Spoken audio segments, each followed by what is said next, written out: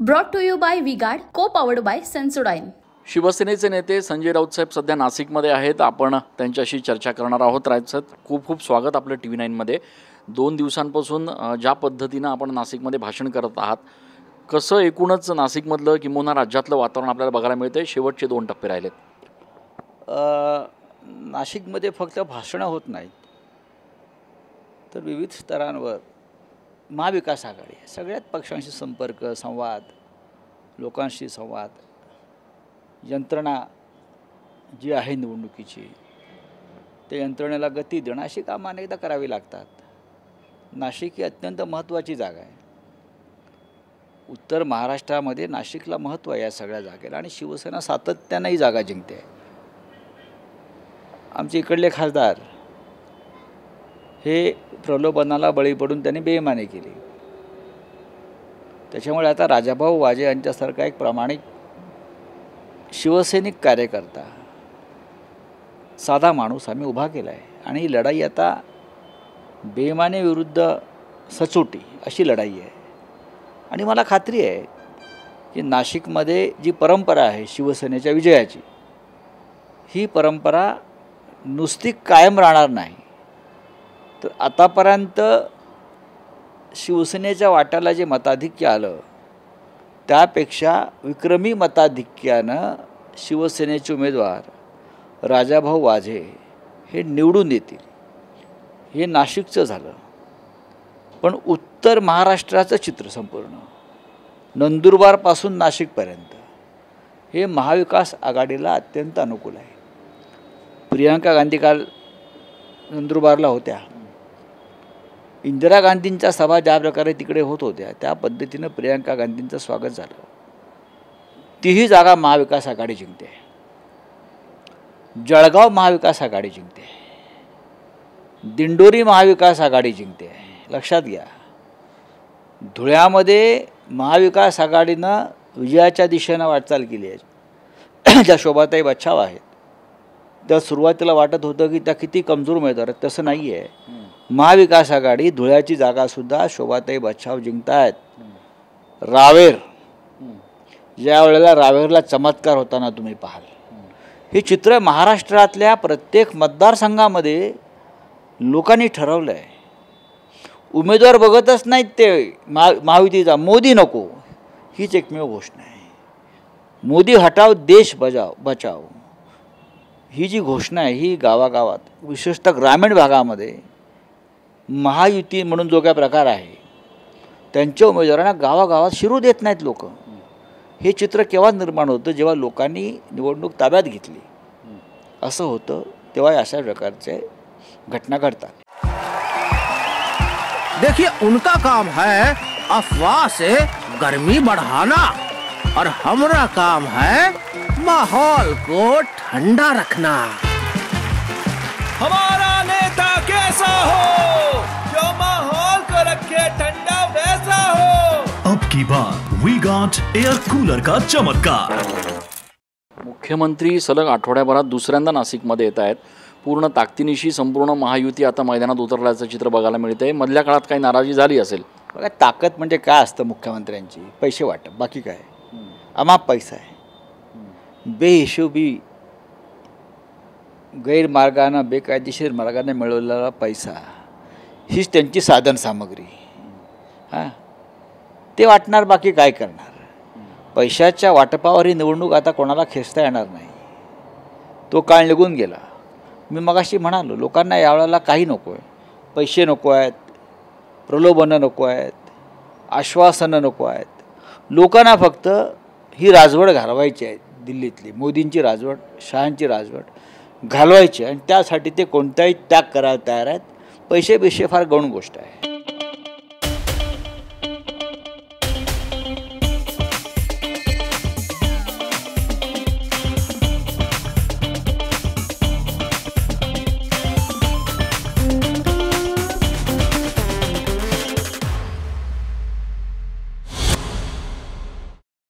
देवेंद्र फडणवीस म्हटलेत की स्वतःच्या परिवाराच्या प्रेमापोटी खरं तर राष्ट्रवादी आणि शिवसेना हे 2 पक्ष फुटले।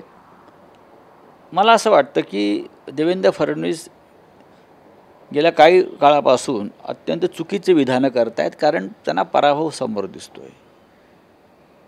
शिवसेना अजिबात फुटलेली नाही. 5-25 आमदार गेले म्हणजे पक्ष फुटतो असं होत नाही. ही निवडणूक जी आहे लोकसभेची ती दाखवेल कोण फुटलं आणि कोण टिकलं. तेव्हा फडणवीस यांना मी प्रश्न विचारेन, आता सांगा खरी शिवसेना कोणती? तुम्ही जे 5-25 डोकी विकत घेतली ती, की ज्या जनतेनं उद्धव ठाकरे यांच्या नेतृत्वाखालील शिवसेनेला भरभरून मतं दिली ती? जनता ठरवेल ना, फडणवीस ठरवू शकत नाहीत. नरेंद्र मोदी यांना आतापर्यंत मिळालेला विजय हा निर्विवाद कधीच नव्हता. भारतीय जनता पक्षाकडे हा व्यापारी वृत्तीचा पक्ष आहे. हे व्यापारी आहेत, त्यांना प्रत्येक गोष्ट विकत घ्यायची. प्रॉफिट अँड लॉस हे 2 शब्द त्यांना कळतात. विजय विकत घ्यायचा, माणसं विकत घ्यायची आणि सत्ता टिकवायची. ही निवडणूक नसते, ही खरेदी विक्री असते. भारतीय जनता पक्षानं गेल्या 10 वर्षामध्ये निवडणुकीच्या माध्यमातून खरेदी विक्री संघ उघडला राजकारणामध्ये आणि त्या माध्यमातून सत्ता गाजवली.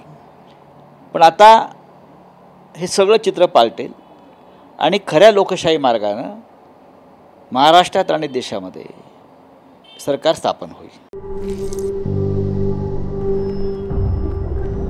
झिंझिण्यांपासून त्वरित आराम मिळवा सेन्सोडाईन रॅपिड रिलीफ बरोबर. साहेब, काल आपण जी मुलाखत घेतली उद्धव साहेबांची त्या अनुषंगानं अनेक टीका होत आहेत. बावनकुळे असं म्हटलेत की ही मॅनेज मुलाखत आहे आणि उद्धव ठाकरेंनी मोदींप्रमाणे इतर संपादकांशी चर्चा करून ती मुलाखत का नाही द्यावी? बघा, नरेंद्र मोदींनी कधी पत्रकार परिषद घेतली का? नरेंद्र मोदी सध्याच्या मुलाखती देतात त्या मॅनेज मुलाखत आहेत. 10 वर्षात त्यांनी कधी कोणाला मुलाखत दिली नाही. त्यांचं एक प्रिय कुठली तरी एजन्सी आहे ANI वगैरे, त्या बाई त्यांची मुलाखत घेत असतात. सामना हे महाविकास आघाडीचं शिवसेनेचं महत्त्वाचं वृत्तपत्र आहे. देशभरात राज्यभरात तो वाचलं जातं, त्याच्यावरती विचार केला जातो. मी 40 वर्षापेक्षाच्या दरम्यान काळ माझा तिथे संपादक पदाची कालखंड आहे. बाळासाहेब ठाकरेंच्या मुलाखती मी सातत्याने घेतल्या. उद्धव ठाकरे यांची मुलाखत वर्षात एखाद दुसरी मी घेत असतो. या प्रभावी मुलाखती आल्या सामनामध्ये की बावनकुळेसारख्या लोकांच्या पोटामध्ये दुखणं स्वाभाविक आहे, कारण लोकांवर प्रभाव पडतो सामनाचा, मुलाखतीचा. नरेंद्र मोदी हल्लीकडे मुलाखती देत आहेत. जसं त्यांना पराभव दिसायला लागलेला आहे तसे जसे ते काही गटागटानं काही लोकांना प्रश्न देऊन विचारायला सांगतात. आमची अशी भूमिका एक जाहीर पत्रकार परिषद घ्या, जशी उद्धव ठाकरे घेतात, राहुल गांधी घेतात, शरद पवार साहेब घेतात, अशी एक मोठी पत्रकार परिषद घ्यावी आणि पत्रकारांच्या प्रश्नांना उत्तरं देण्याची हिंमत मोदीजींनी दाखवावी. बावनकुळे म्हणतायत की आमच्या फक्त 5 प्रश्नांना उद्धवजींनी उत्तरं द्यावेत तर आम्ही समजू की ते खरं उत्तर देऊ शकतात एकूणच मुलाखतींना. आणि प्रश्न माझ्याकडे पाठवावेत बरं का. भारतीय जनता पक्षाप्रमाणे शिवसेना ही का नामर्दाची अवलाद नाही आहे. कोणत्याही प्रश्नाला संकटाला सामोरं जाऊन कोणत्याही प्रश्नाला बगल न देता त्या प्रश्नांचा उकल करून पुढे जाणारे आम्ही लोक आहोत. आम्ही डरपोक लोक नाही आहोत. आम्ही देऊ ना उत्तरं देऊ, छाती पुढे काढून उत्तरं देऊ. करा, या तुम्ही समोर. राऊतसाहेब, एकूणच ही संपूर्ण निवडणुकी ती पुन्हा एकदा हिंदुत्वाच्या मुद्द्यावर आता यायला लागली असं दिसतंय. राज ठाकरे यांनी परवाच्या सभेमध्ये ज्या पद्धतीनं फतवा काढल्याचा विषय आला, परवा नरेंद्र मोदी आणि राज ठाकरे एकत्र एका व्यासपीठावर दिसतील 17 तारखेच्या सभेमध्ये. एकूणच या निवडणुकीचा पूर्ण फोकस जो आहे तो बदलला असं वाटतंय. त्यांना ठाकरे लागतातच ना. भारतीय जनता पक्षाचं स्वतःचं काय आहे? स्वतःचं महाराष्ट्रात त्यांना एखादा ठाकरे लागतोच. आता हे ठाकरे त्यांना, हे जे ठाकरे आहेत त्यांच्यावर जे जात आहेत, त्यांनी गेल्या काल 2 महिन्यापर्यंत त्यांची भूमिका होती की नरेंद्र मोदी आणि अमित शहा यांना महाराष्ट्रात पाय ठेवू देऊ नका. हे गद्दार आहेत महाराष्ट्राचे. हे महाराष्ट्राचे गद्दार आहेत, महाराष्ट्राचे बेईमान आहेत. मोदी आणि शहांना महाराष्ट्रात पाय ठेवू देऊ नका अशा गर्जना करणारे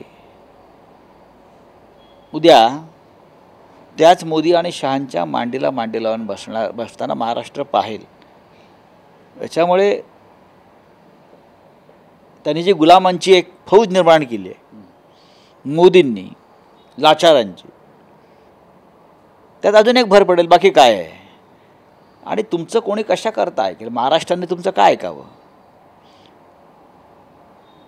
या राज ठाकरे यांनी आता सभा वगैरे घेत आहेत ते मोदींसाठी, अमित शहांसाठी. महाराष्ट्राचे बेईमान आहेत असं ते म्हणतात. त्यांना मतं द्या अशा प्रकारच्या सभा अनेक ठिकाणी ते घेत आहेत. इतक्या सभा त्यांनी त्यांच्या पक्षासाठी घेतल्या असत्या तर त्यांचा पक्ष महाराष्ट्रात उभा राहिला असता. पण दुसऱ्यांसाठी घेत आहेत ते, स्वतःच्या कार्यकर्त्यासाठी, स्वतःच्या पक्षासाठी इतक्या सभा जर त्यांनी घेतल्या असत्या तर आज त्यांचा जो पक्ष रसातळाला गेलेला आहे किंवा त्यांच्या पक्षाच्या कार्यकर्त्याचं मनोबल खचलेलं आहे ते कदाचित वर गेलं असतं. पण मला त्यांची काय मजबुरी आहे कळत नाही की महाराष्ट्रावर चाल करून येणाऱ्या या लोकांच्या समर्थनार्थ त्यांना सभा घ्याव्या लागत आहेत. ही भीती आहे की मजबुरी आहे याचा खुलासा 4 जून नंतर होईल. खूप खूप धन्यवाद संजय राऊत साहेब यांनी आपली निर्भीड भूमिका जी आहे ती या सगळ्या प्रश्नांच्या संदर्भात व्यक्त केलेली आहे. कॅमेरा पर्सन प्रसाद सह मी Chandan Pujadhikari, TV9 Marathi. Brought to you by Vguard, co powered bye Sensodyne.